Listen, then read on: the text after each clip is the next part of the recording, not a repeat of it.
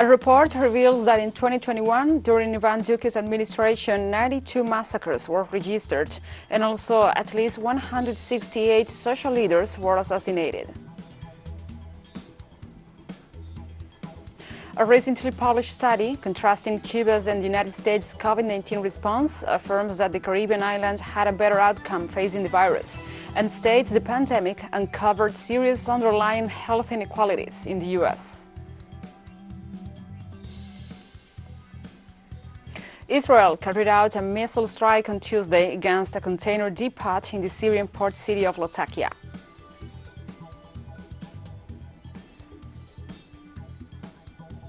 From the headquarters of TeleSUR English in Havana, Cuba, this is From the South. I'm your anchor, Gladys Quesada, and these are the news.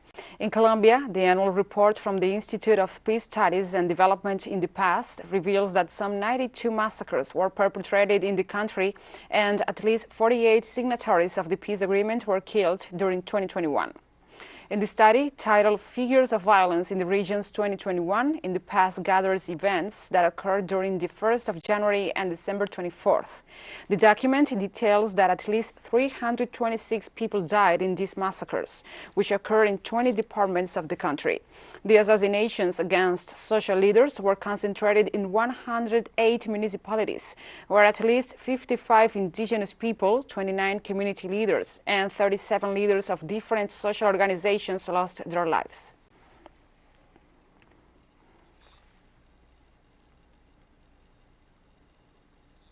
In Mexico, the relatives of the 43 missing students from Ayotzinapa have started a protest at the Basilica of Guadalupe 87 months after the events. The demonstrators walk along the Guadalupano corridor in Mexico City to denounce that the investigation is not over. Upon arriving at the esplanade of the Basilica of Guadalupe, the priest Raúl Vera officiated a mass, where he blamed the authorities for the disappearance of the students in 2014 during the 6-year term of Enrique Peña Nieto. The government at the time blamed corrupt police and the Guerreros Unidos cartel, which allegedly killed and burned them in a garbage dump in Cocula. This version was denied by President López Obrador, the Inter-American Commission on Human Rights, and the interdisciplinary group of independent experts.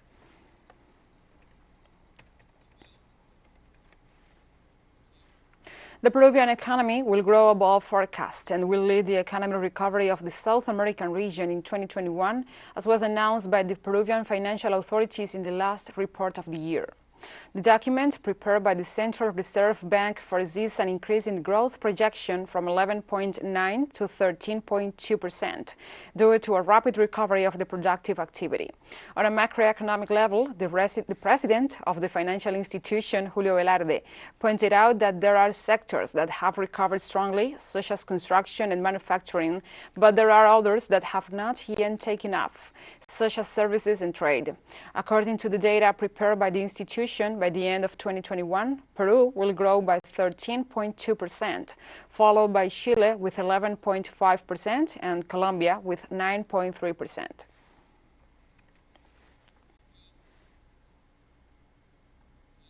Argentina's Ministry of Foreign Affairs has reiterated its offer to carry out humanitarian flights in the Falkland Islands, Islas Malvinas, and confirms that it has everything in place to allow residents to travel to their cities of origin to see to matters of interest. The government has offered 2 charter flights with Argentinian Airlines to solve the problem of the Falkland or Malvinas, the residents mostly of Chilean origin and who have been stranded since the beginning of the pandemic. Since March 2020, when the first COVID-19 quarantine came into effect, all regular flights to the islands were suspended. And for this reason, the coordination of humanitarian flights has been recommended. In reiterating the proposal, the Argentinian Ministry of Foreign Affairs remarked that its offer intends to contribute to overcome the negative consequences of the pandemic.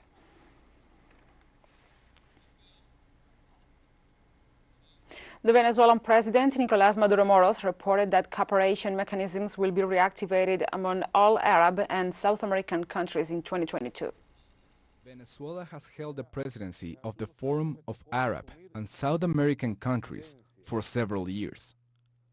The Foreign Ministry will adopt a set of initiatives in 2022 to reactivate the cooperation mechanisms along the Arab countries and all of South America, so that we can build the ties agreed upon in the areas of finance, currency, investment, commerce, and flight routes. I believe that we can do many things in the years to come, and I believe that we are going to do them.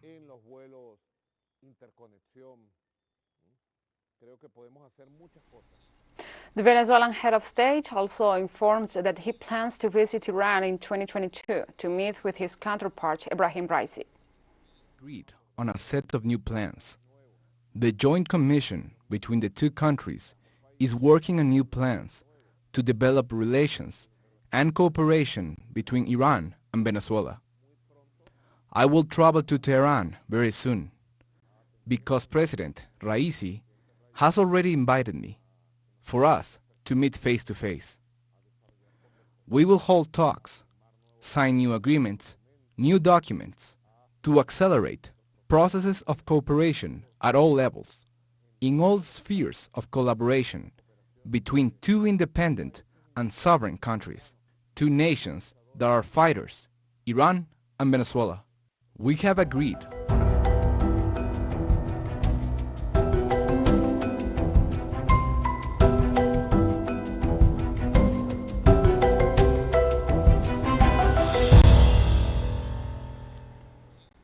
Now we address other topics. The governor of Bahia, the Brazilian state, Rui Costa, has warned of an unprecedented flood disaster, as the emergency situation has already been declared in 72 cities, 58 of which are underwater. Following the impact of the rains, the state has decreed 72 cities in emergency conditions. With this declaration, the mobilization of all state agencies has been authorized to support disaster response and recovery actions. Up to this Sunday, there were almost 20,000 people who had to leave their homes and who do not necessarily need the shelter, and also 16,000 had lost their homes. The National Meteorological Institute and the National Center for Monitoring and Warning of Natural Disasters are maintaining the alert for the risk of new floods and landslides in Bahia due to the accumulated rains in the last few days and the forecast of new precipitations.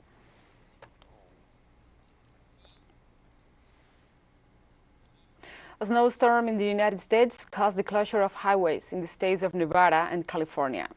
In the city of Reno, authorities warned of difficulties to travel into Sierra Nevada. They also informed that 3 people were injured in a collision that involved at least 20 vehicles. Meanwhile, the California Department of Transportation also closed down any passage to the mountain, explaining that the roads were too slippery for drivers.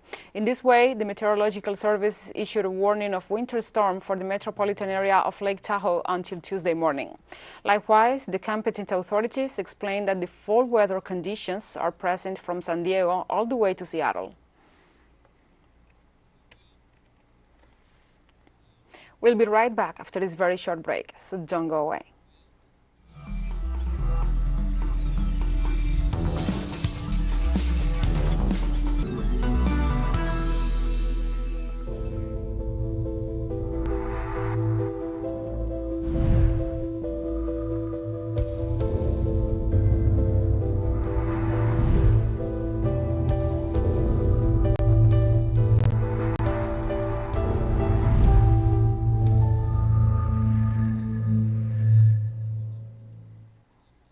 Welcome back.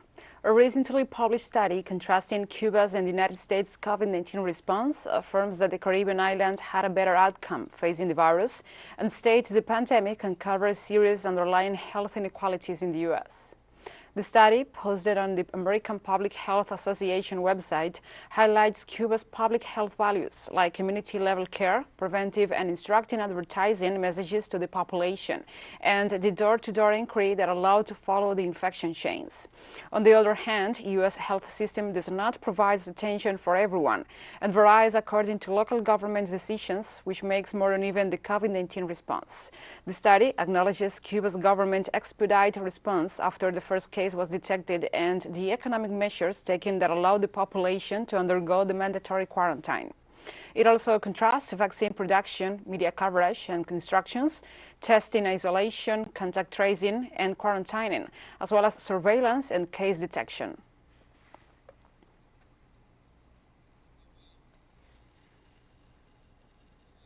Starting on January 1st, Bolivia will demand the necessary controls in order to provide everyone older than 18 years of age with their vaccination certificate against COVID-19. Bolivian authorities have also explained that in the frame of current legal norms, if a person decides to exercise the right to not be vaccinated, but decides to be attended for whatever reason in a private or public institution, they should then present their negative PCR test certificate 48 hours prior to the consult or activity they demand. Officials also informed that the vaccination card, operating with a QR code, is being habilitated for those already vaccinated. The nation's health minister, Jason Auza, explained that the law, to be put in motion from the very first day of 2022 onward, aims at containing the pandemic in a more effective way.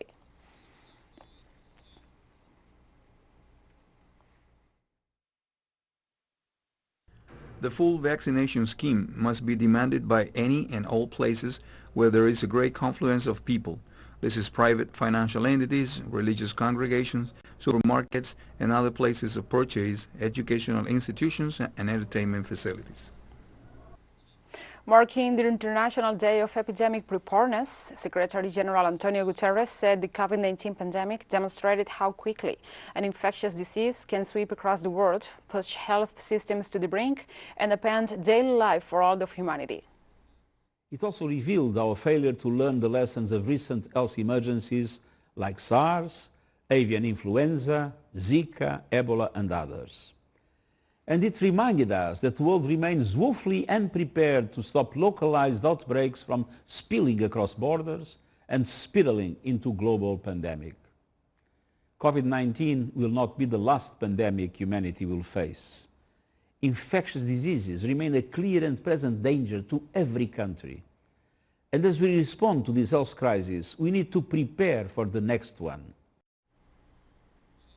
In Russia, Foreign Affairs Minister Sergei Lavrov affirmed on Monday that NATO represents a geopolitical project dedicated to the adhesion of territories that achieved independence after the dissolution of the Warsaw Pact and the Soviet Union.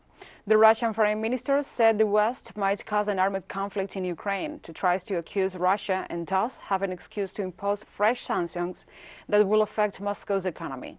Lavrov also assured that some European governments, which he described as irrational, pushed the West to adopt coercive measures against Russia, while warning that these measures will have counteraction.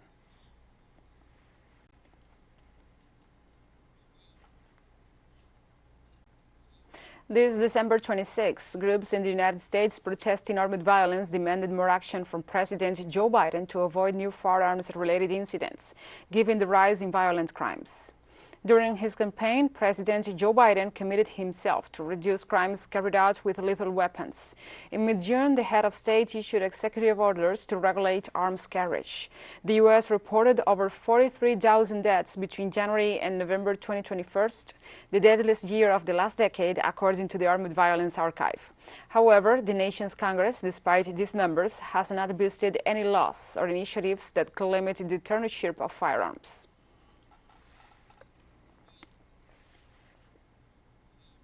A UK firm is closer to offering global internet via satellites. A Russian Soyuz rocket on Monday took 36 more satellites from British operator OneWeb into orbit, bringing the company more than halfway towards its goal of providing global broadband internet. The London headquartered company is working to complete the construction of a constellation of low Earth orbit satellites, providing enhanced broadband and other services to countries around the planet. The UK company plans for its global commercial internet service to be operational by next year, supported by some 650 satellites. OneWeb is competing in the race to provide fast internet for the world's remote areas via satellites. Arianespace, which has worked with Russia for close to 2 decades, is under contract to make 16 Soyuz launches between December 2020 and the end of 2022.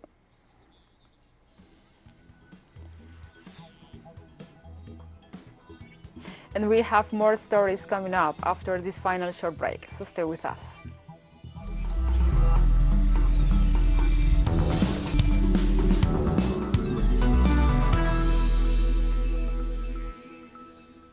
Welcome back. Israel carried out a missile strike on Tuesday against a container depot in the Syrian port city of Latakia. According to the state agency ZANA, a military source in the Arab country stated that around 3:21 a.m. local time, Israeli forces attacked with missiles from deep in the Mediterranean, the west of Latakia, targeting the container yard at the commercial port. The Israeli aggression caused fires at the site and left extensive material damage, and work is still underway to extinguish and also to put away the flames. The Israeli regime frequently launches missile attacks against targets in Syria. On December the 7th, the port of Latakia had already been the target of a similar attack.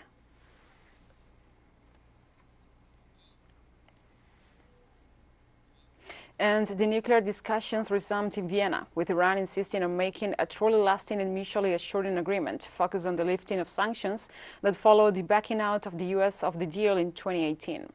The 8th round of talks in Vienna over the joint nuclear agreement began with tensions in the air, as the European parties expressed their hesitancy regarding Tehran's petition to lift the sanctions imposed unilaterally by the Trump administration in 2018. Since late November, Iranian President Ebrahim Raisi's government has been on a clear approach on the subject, guaranteeing a strict abidance to the accord in case it be signed as long as the U.S. keeps up the demanded assurances. Despite the importance of the deal for global geopolitics, Western powers show with the behavior that is more important for them to economically and commercially suffocate an entire nation, regardless the impact on the citizens, the most affected by this policy line, than to focus on a peace and balance.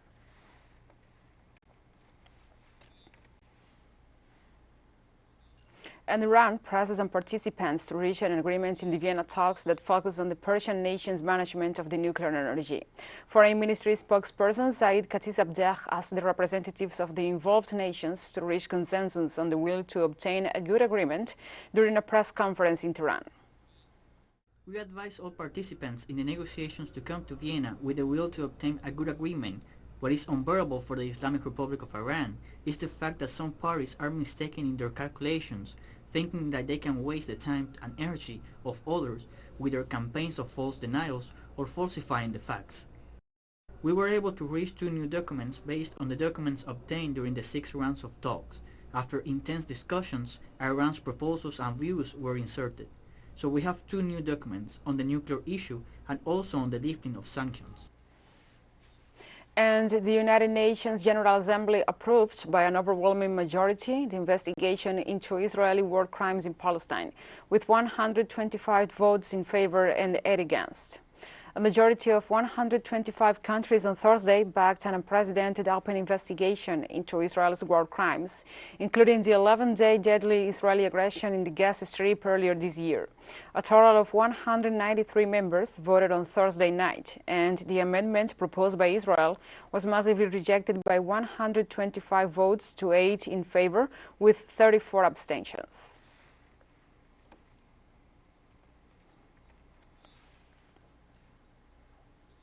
The president of Somalia, Mohamed Abdullahi Mohamed, suspended Prime Minister Mohamed Hussein Rabel from office on Monday until an ongoing investigation over a corruption case against the premier is concluded.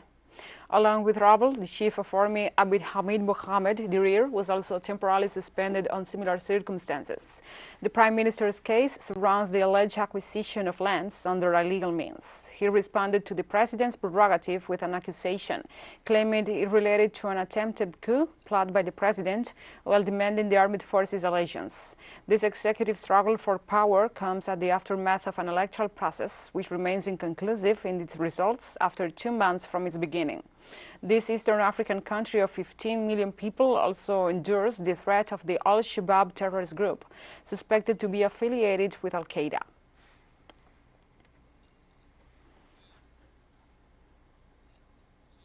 And Somalia's acting Prime Minister Mohamed Hussein Rabel accuses former President Mohamed Abdullahi Farmajo of having taken a deliberate attempt at a coup against the government, the constitution, and the rules of the country, and calls for the national forces to work under the office of the Prime Minister from today onwards.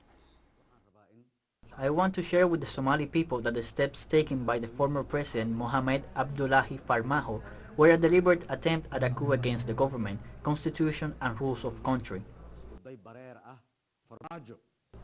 Farmajo, apart from his infringement against the country's rules, has waged a military attack on the offices of the Prime Minister and his cabinet, and try to block the government from doing their national duties.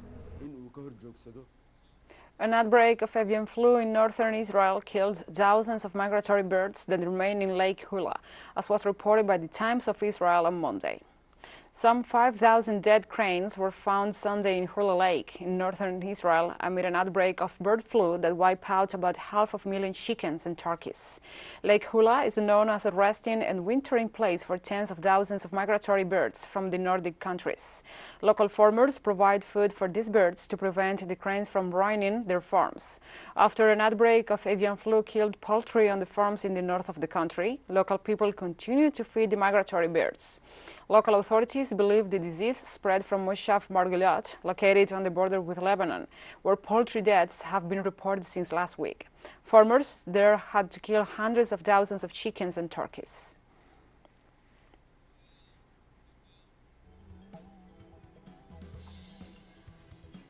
And we have come to the end of this news brief. But remember, you can find this and many other stories on our website at telesurenglish.net. And also, if you feel so inclined, please join us on social media for all the latest news. We are on Facebook, Twitter, Instagram, and Telegram. For Telesur English, I'm your anchor, Gladys Quesada. Thank you for watching.